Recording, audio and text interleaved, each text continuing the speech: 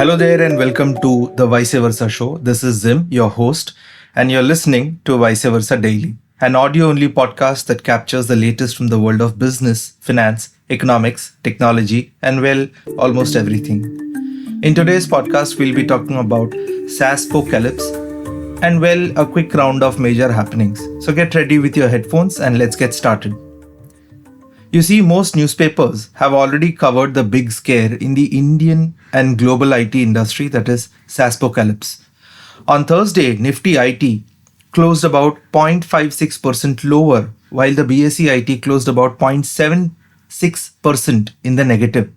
Stocks I'm talking about include the likes of Tech Mahindra, Wipro, Persistent Systems, TCS, Larsen Tobro Mindtree, Mphasis, Infosys, Oracle Financial Services, etc., to name a few.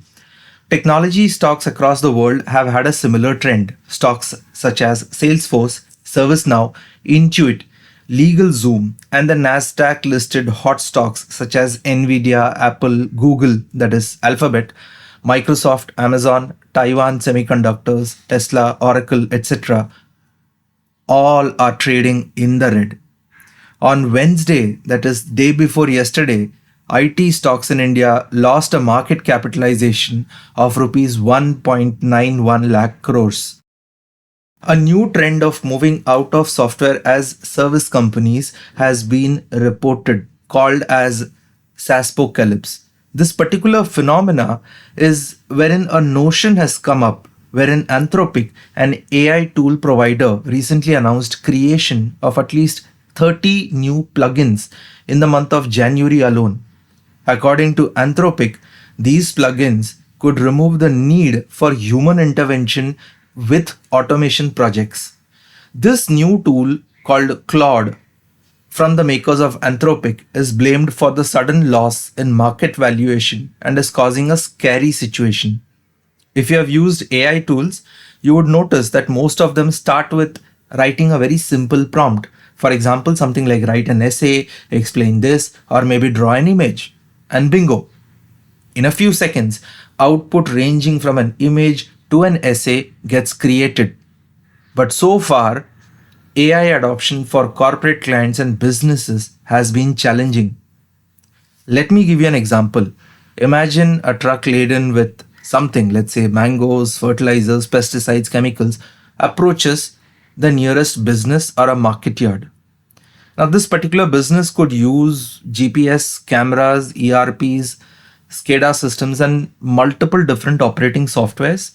And each one of these might have a different machine language to talk, communicate, or interpret. There could be an entire different business logic.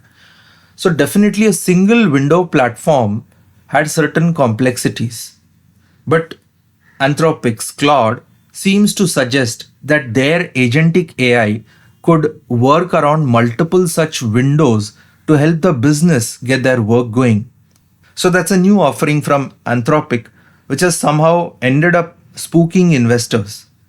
It is also strange somehow that Dario Amodei, who is Anthropic's founder, had warned in last year's month of May that AI advancements could eliminate up to 50%, half of entry-level office jobs within the next 1 to 5 years.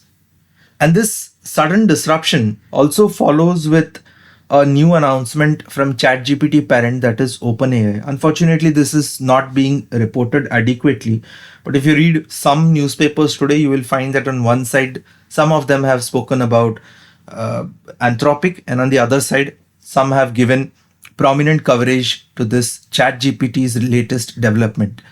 So ChatGPT's parent, which is OpenAI, had been quoted as saying that they have created more AI agents that could reduce human intervention with regards to automation projects.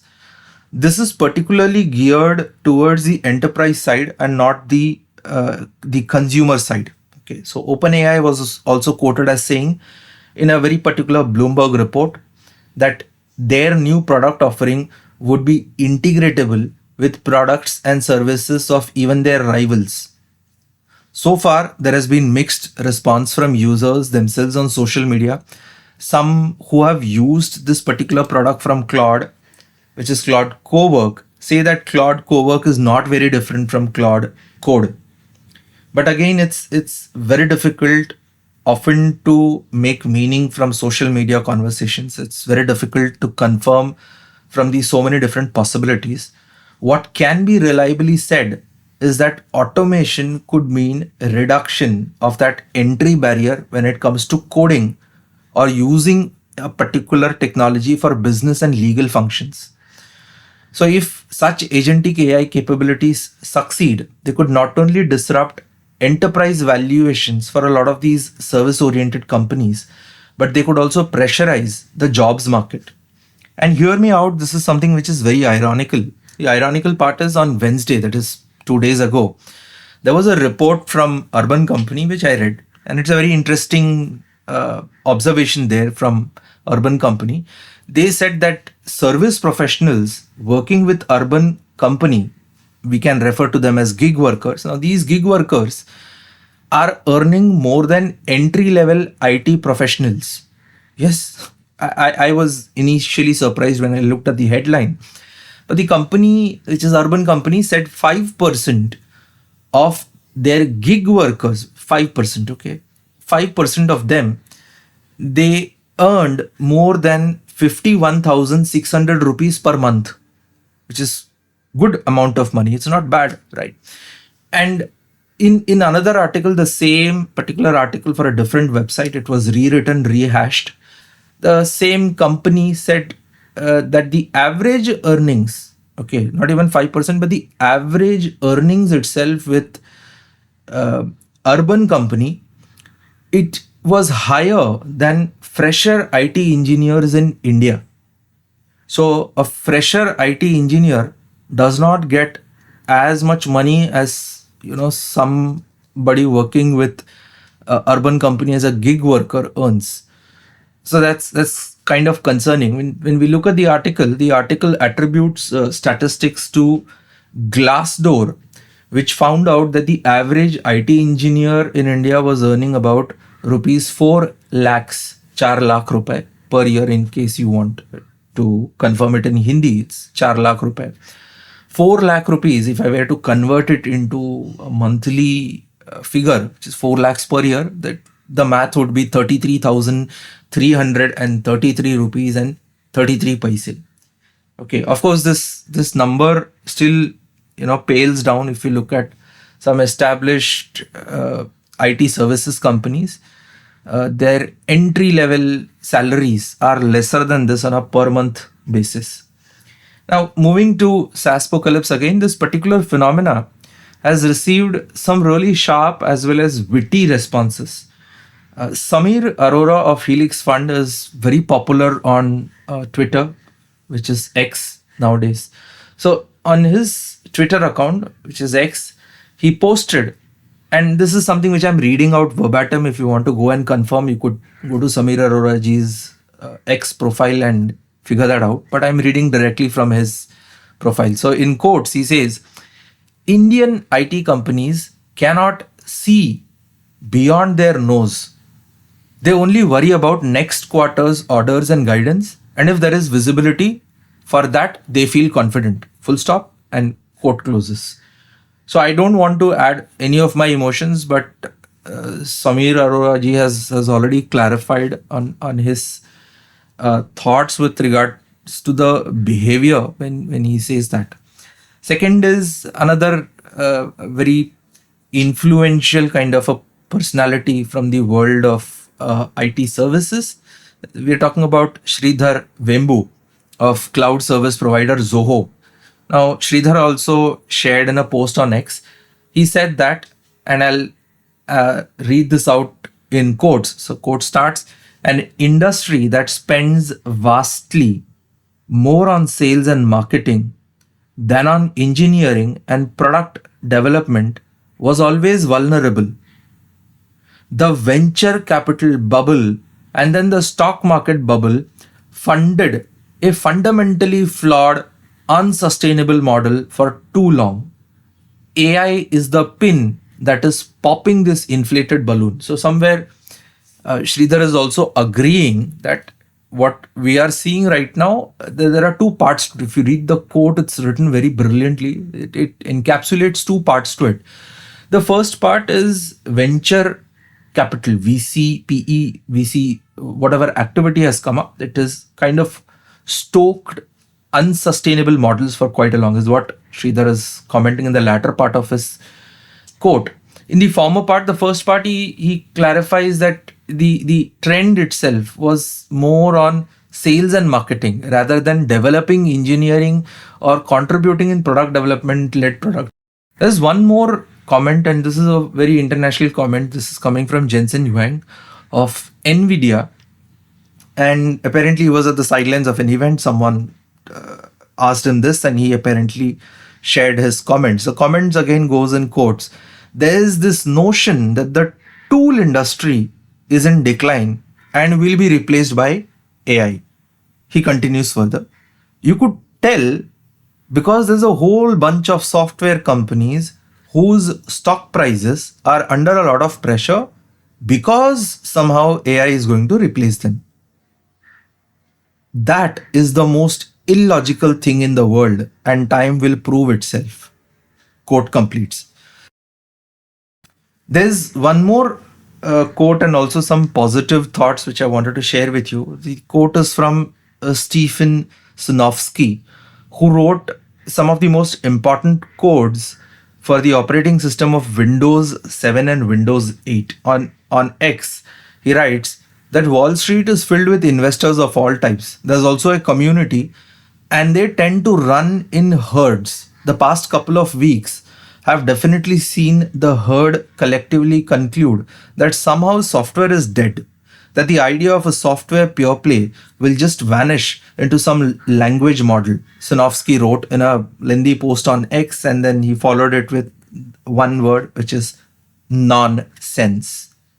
Okay, so that's another person who comes from coding background, who's worked with Windows, the operating system Windows 7 and Windows 8, and clearly saying that we are seeing some investor sentiment over there, but it does not make any sort of sense, is what some of the bigwigs in the industry are talking about. To give you a little more hope, Cognizant has recently released its reports for the fourth quarter, and the net profits were up by about 18% for that particular quarter ending in the month of December. The company also announced a 100% bonus issue for its employees, and during the management discussion, the spokespersons came out with a very brilliant statement. They said the entire management attributed that the margin strength is coming from AI driven efficiencies with both delivery as well as support functions. And the firm also said that it had somehow expanded its EPS, earnings per share, faster than its revenue. So we'll move on to the next part. The second story for the day is about Trump administration wanting to create a critical minerals trading bloc with its allies.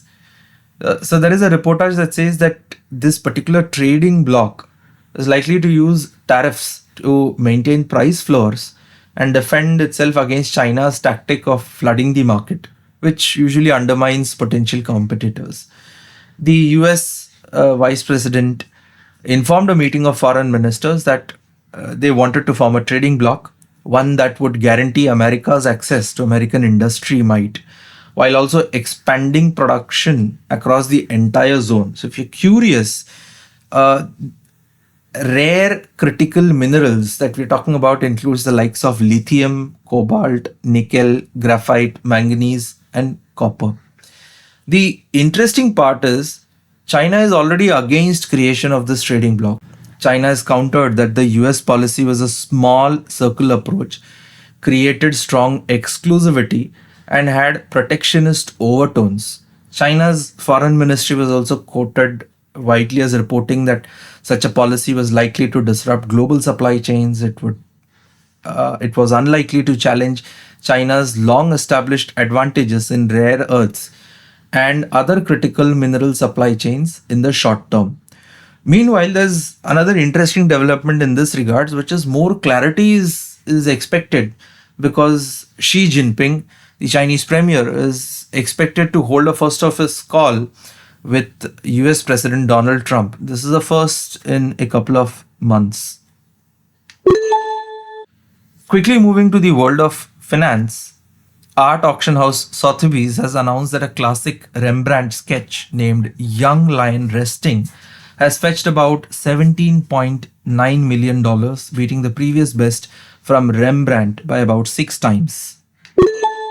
Speaking of riches, Elon Musk is 3 times more richer than the world's second richest person. The second richest person is Larry Page of Google, whose wealth had been estimated at about $270 billion. Elon Musk today is valued upwards of more than $800 billion, which is twice the amount of wealth that Mansa Musa, the ruler of Mali, and the gold and salt trader may have been estimated with at today's valuation. Gold prices across the world slipped by quite a margin. In the US spot markets, the yellow metal was trading at $4,700 per troy ounce.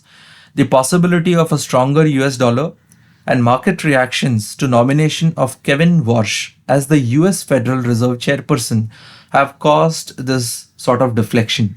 The USDXY, which is the US currency exchange, was quoting 0.33% higher at the time of recording this podcast. In the month end of January, US brokerage firm UBS had released a report stating that gold price could touch levels of $6,200 per troy ounce, and currently it was trading at about levels of $4,700 per troy ounce. Speaking of currency, the INR was quoting levels of 90.27, enabled by optimism after the US trade deal announcement. Continuing on currencies, Bitcoin prices have crashed from levels of $73,000 to about $64,000. It is interesting to note that while US President Donald Trump has supported cryptocurrencies, prices, despite that support, have crashed. Price of Ethereum and Solana, other two popular cryptocurrencies, also saw a notable drop. It probably suggests that investors are probably losing interest in the concept of cryptocurrencies, although much development, much clarity is awaited on this. Among the day's major developments includes India and Gulf Cooperation Council, that is GCC, having signed the terms of reference for a free trade agreement. India's Commerce Minister Piyush Goyal said India's agreement for a free trade agreement with the 6 GCC countries will open another major trade corridor. Mr. Goyal also highlighted that India will soon announce the first tranche of a trade deal agreed with the United States. As far as the GCC is concerned, India was the GCC's second largest merchandise trade partner in 2024 with $157.9 billion in bilateral trade. And this data is coming from GCC's very own November Trade Bulletin. In news from the banking sector, Vinay M. Tonse will become the new CEO of Yes Bank. Lender Axis Bank has announced a new product which would offer small businesses with collateral-free loans up to rupees 10 lakhs from rupees 10 lakhs, I beg your pardon, from rupees 10 lakhs to rupees 2 crores for installing solar rooftop solutions. Fresh insurance data has been made available on the platform of the insurance regulator. This data particularly finds that grievances, in particular in the general health insurance category, were up by about 41% for the fiscal year 2025. From the world of banking, RBI's monetary policy meeting is underway and is expected to make formal observations on crucial interest rates today. Policy outcome is expected today at about 10 a.m. It will be interesting considering that European Central Bank has already kept the interest rates unchanged, and so did the Central Bank of England. Talking about RBI, the RBI has approved Blackstone's 9.99% stake purchase in Federal Bank. Government backed Bharat Taxi is available in Delhi and Gujarat starting from today. The app will compete with the likes of Ola, Uber, and Rapido. And that wraps up today's episode. Thanks for listening and making this part of your day. If you like Wiseversa Daily, follow it on YouTube and Spotify. You may also want to share this podcast with your friends. We'll meet in the next podcast episode on Monday. Until then, take care. Bye bye.